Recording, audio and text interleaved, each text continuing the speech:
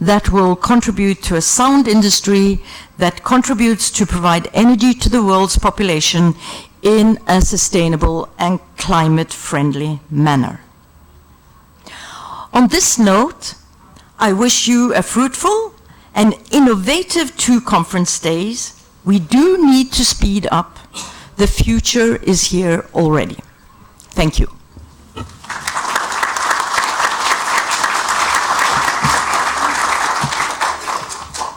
Thank you. Thank you very much, my friends. Is this on? Yes. You may actually now step down. I'm sure you will enjoy what is now coming, much more from this side. Thank you very much for your opening statements. And according to the program, we'll just head straight on. However, a few practical matters. In case of an emergency, we only have one exit, which is this one over here.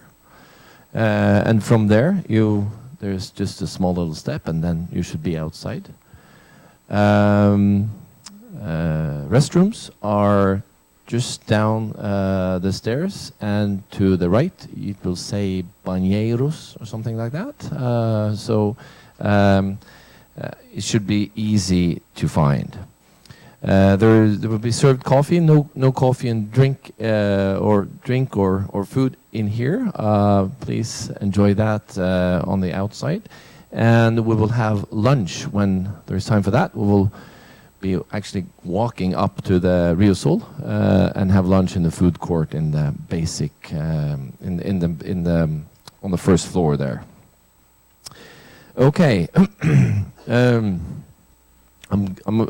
should also say that just a short story to start with. I'm glad you're all here on the 31st of October, even though it's the November conference. We had a little incident over at FINEP when we met with our Minister of Education.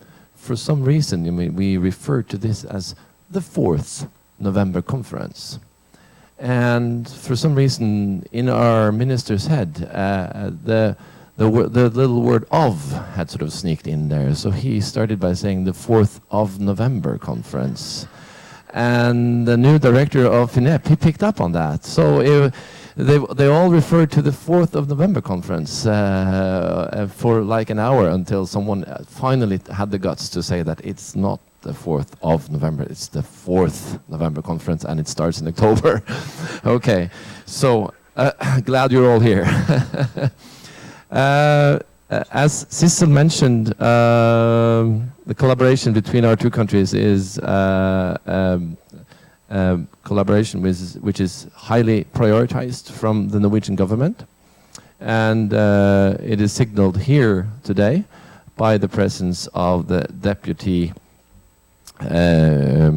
Director General from the Ministry, and we're glad to then be able to introduce Mr. Torgeir Knudsen, Deputy Director General of the Norwegian Ministry of Petroleum and Energy.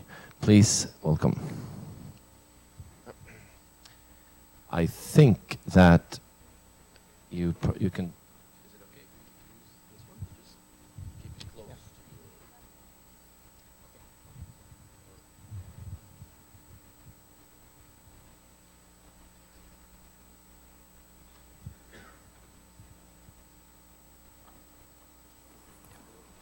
While he gets ready, I'll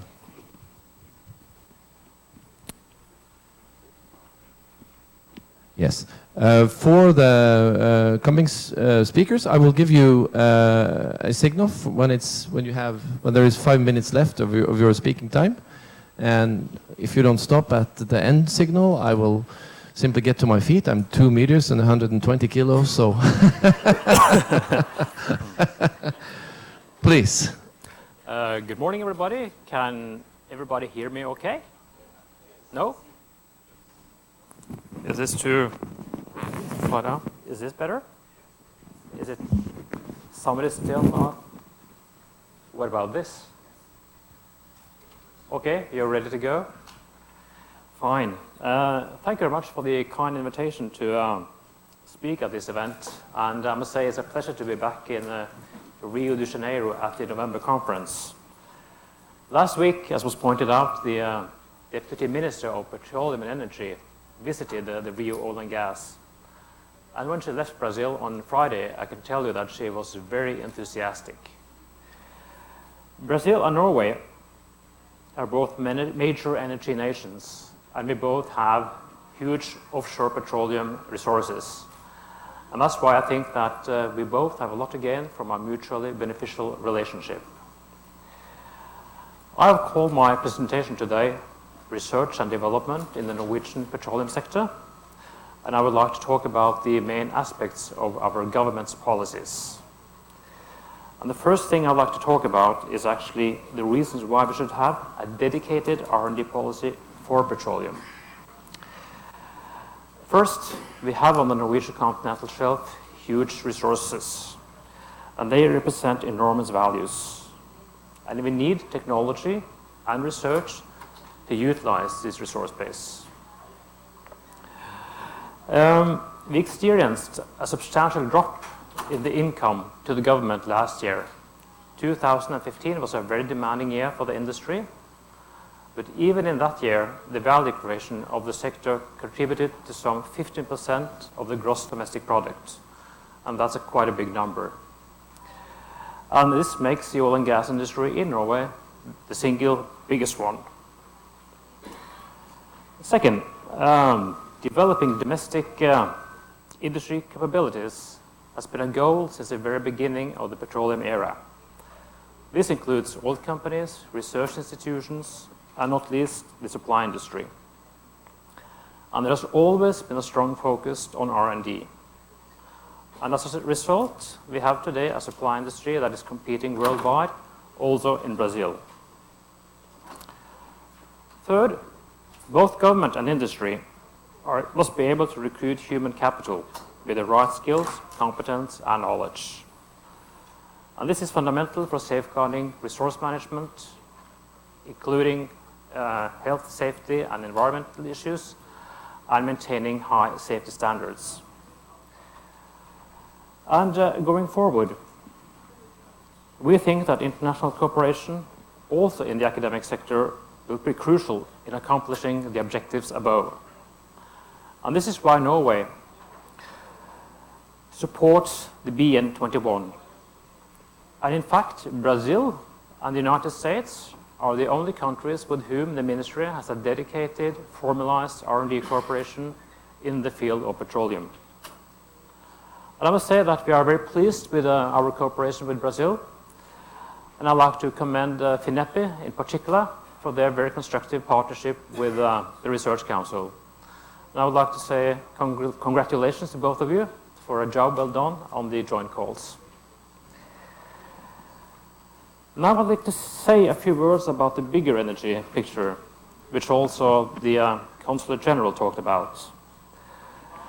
In the public debate following COP21, one could get the impression that oil and gas no longer has a role to play in the future energy mix. So why bother to invest in petroleum-related R&D? I think that's why we need to remind ourselves of some facts. First, global energy demand will increase with about 1/3 over the next 25 years. And the world population will continue to grow. And that requires even more energy. Renewable energy is growing, that's true, and that's good news, but it's growing from a very low base. This means that it's going to take a long time before they can catch up with fossil fuels. Fossil fuels will, in fact, still be a major part of the future energy mix, also in a 2-degree scenario. Last but not least, did I drop out now? I think that's something good. Did this fall off? Or? Is that better? Is it okay? Sorry about that. Anyway, I would also like to point to the role of gas. We think that replacing coal and gas will provide much better results for the environment. And gas represents a valuable bridge to a much more environmentally friendly future and energy mix. We'd like to say a few words on COP as well. In general, this agreement is regarded as a turning point for the global economy to evolve into low-emission societies. And like Brazil, Norway will also have to play its part in this process. And I think we're well positioned because we have abundant renewable energy resources, including hydropower. But still Norway has to do its share, and we intend to reduce emissions by 40% by 2030, combined to 90 levels. And going forward, we will cooperate with the European Union. And as a matter of fact, the Norwegian petroleum sector is already part of the EU emission trading system. Okay. Put it here. Okay. On your tie. Okay, here we go again. We try. I think that's made a trick. Very good.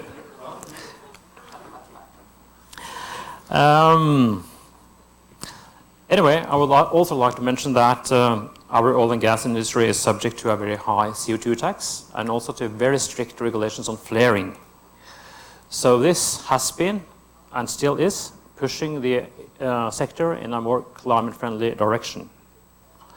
In fact, for several years, the industry have taken actions to curb emissions, and technology development has been a key to achieve this.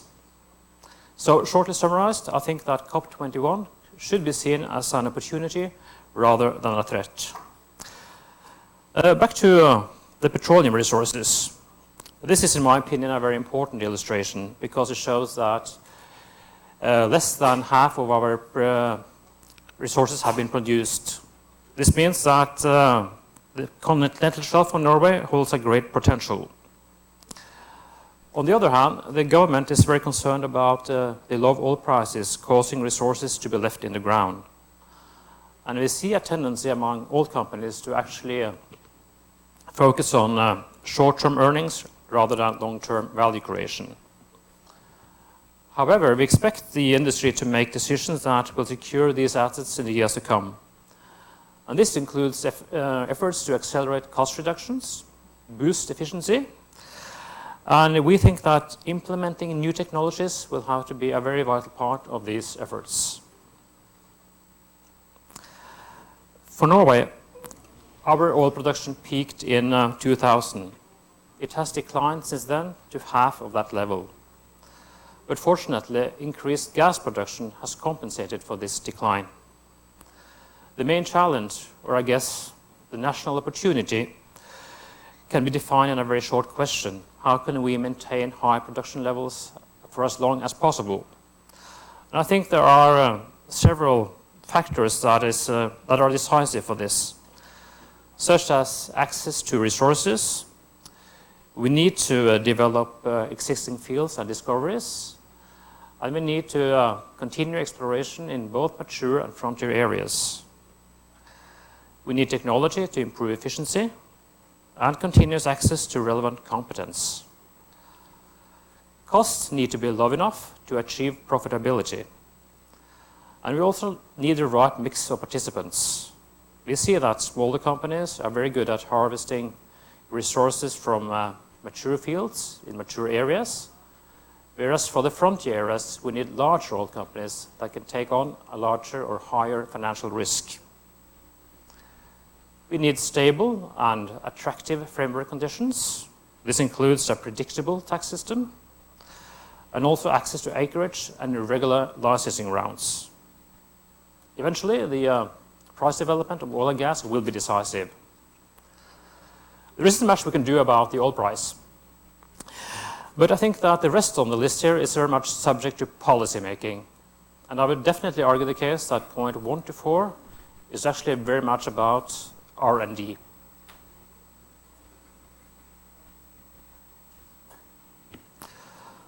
I think the main driver for continued development of the Norwegian continental shelf and the Norwegian-based oil and gas industry is basically that the world needs our oil and gas. And like Brazil, Norway is ready and willing to produce these resources. There are more than 90 discoveries on the Norwegian continental shelf, many of which will probably require R&D investments. It's true that the average field size on our shelf has gone down, but that does not mean that R&D has lost its relevance. But we need to develop new business models, new approaches, and maybe also adjust priorities. Another driver is the tax system. It allows oil companies to deduct their expenses against a tax rate of 78%, provided these expenses are relevant for the Norwegian continental shelf. But this in itself is actually quite a strong incentive for performing R&D in Norway. Then we have what we like to call the R&D triangle, which consists of oil companies, the supply industry, R&D institutions, including the academic sector. Interaction between all these players is driving continuous innovation. And this is very much based upon transparency, trust, and sharing of experience. And I would not hesitate to call that a national competitive advantage. And eventually, the government contributes with funding. And we contribute because we would like to leverage funding in the industry. And the combined efforts of both the industry and the government is supposed to actually create maximum value for society as a whole. And it's our job to oversee that that actually happens. But there are plenty of challenges that both the industry and government will have to address, and I'd like to mention a few examples here. We have seen recent cost escalations that have made more fields economically marginal and uneconomical. And we've also seen a loss of productivity in some parts of the value chain. And this is a source of concern. Increased oil recovery is an area of high priority to the government because this is really about good resource management. But projects for increased oil recovery, they compete with other projects in the investment portfolios of the oil companies. So we as a government, we have to push for industry cooperation and also for new technologies that can make IOR projects more profitable. And third, everyone benefits from new technologies being brought to the market. But why would anyone be the first to pilot a new technology with the associated costs and risks, especially if the gains are not exclusive? So this is a dilemma that also calls for government involvement in terms of pushing for industry cooperation and also making sure that the government can take on some part of the risk. It has been mentioned a couple of times already, but I will say it again. The petroleum industry represents more than 30% of Norway's total greenhouse gas emissions. And there's no doubt that technology is needed to improve energy efficiency and to reduce these emissions. On the picture here, I have included Statoil's Åsgard subsea compression. And I think this is a very interesting example because it's a very innovative concept that cuts emissions, it reduces costs, and improves recovery. So this is something that we would like to see more of. This is true value creation. And this is a project that did not come by itself. It's a result of many years of dedicated R&D, also with a government contribution. And I'm sure that Statoil, in cooperation with Petrobras, will make further breakthroughs in the area of subsea technology. Now a few words on the R&D systems of Norway. The ministry has established a strategic body called OG21, or Oil and Gas for the 21st Century. In order for the ministry to set the right priorities, it's important to hear the voice of the entire industry cluster, including academia. And having a point of common reference is always a good start. The task of OG21 is to bridge the industry needs and perspectives with those of the academic sector and the Research Council. It shall provide and share facts that allow for better coordination in the industry as such, but also among government bodies. And eventually, it shall provide advice to the ministry with regard to thematic priorities based on comprehensive analysis made by the industry itself. So the industry is actually taking here a very active and important part. As a matter of fact, OG21 has revised its revision, and now it reads technologies and innovation for a competitive Norwegian petroleum sector. And this is a vision that expresses a desire to secure the competitiveness of the Norwegian continental shelf and the Norwegian-based oil and gas industry. And this is to be achieved by developing, implementing, and adapting new technologies. And it's supported by a set of strategic objectives. These strategic objectives, they are driving the priorities of the work of OG21. And they're commonly, these objectives are commonly referred to as the technology target areas. And they read as follows: energy efficient and environmentally sustainable technologies, exploration and increased recovery, cost-efficient drilling and intervention, and future technologies for production, processing, and transportation. And number 4 on the list here is very much about subsea technology, multi-phase transportation, and integrity management. So these 4 technology target areas are the core of OG21. Each area is led of an industry representative, and more than 50 people from the industry contribute in working groups, offering their expertise and competence on an in-kind basis. And for each area, the industry identifies business cases and potential value of relevant technologies. And this all links into the overall strategy called OG21. So OG21 is both a strategic body and a strategy. The picture to the right here shows that OG21 guides the ministry in its public funding to the Research Council. And the main receivers of the funding are the programs Petromax 2 and Demo 2000. And Petromax is actually the program that has been financing the joint call with Brazil and FINEP. These programs combined actually cover the entire innovation chain from strategic research till market introduction. Both of these programs actually reflect, more or less I would say, the strategic priorities of OG21. I'm sometimes asked what is the actual outcome and result of petroleum-related R&D. This is a rather difficult question to answer because there are very long lead times, and it's rather complicated to progress or track R&D progress over many years. But I'd like to give you one example. Since the very start in 1999, the program Demo 2000 has made it possible to produce 1 additional billion barrels of oil equivalents on the Norwegian continental shelf. So that adds up to quite a bit of money. The ministry channels all our funding to Research Council that runs the various programs. And this is very important for the institutes, the supply industry, and the universities. But the main driver is actually the customer. It's always a customer, in this case, the oil companies. Oil companies actually make a much larger R&D contribution than the government. But I think that the combination of both is actually a very strong mechanism. When oil companies contribute with their funding, they act as demanding customers, which means that the projects actually have what we call industry relevance. And industry relevance with innovation and added value to society are the fundamentals when we are designing our R&D policies for this sector.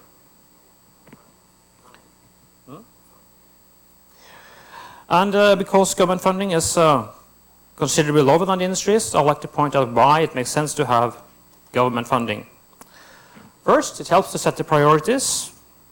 It means that funding is directed to areas of strategic importance to the nation as such, not only to the business sector or individual companies. It also helps leverage industry funding. It's clearly the case in Demo 2000, where the ratio is 1:4, a little less for Petromax. And of course, you have predictability. especially for the research institutes and the universities, this is very important because they need to be assured that their activities can be performed in a long time perspective. And government money is, as a rule, patient money. And eventually, I would like to stress that R&D efforts both by the industry and the government helps develop new industries. No one can be sure about the future, but knowledge and technology tend to find much wider application than we can actually foresee. Using drilling technology on planet Mars, for instance, is a very good example and says quite a bit about the value potential. It's not difficult to come up with a long list of R&D projects that have a relevance for other industries, including medicine, renewables, and also aerospace. Technology tends to travel in many directions, and it's not a one-way street. But this is, and that's very important to stress, this is a knowledge-based industry. And therefore, I think that this industry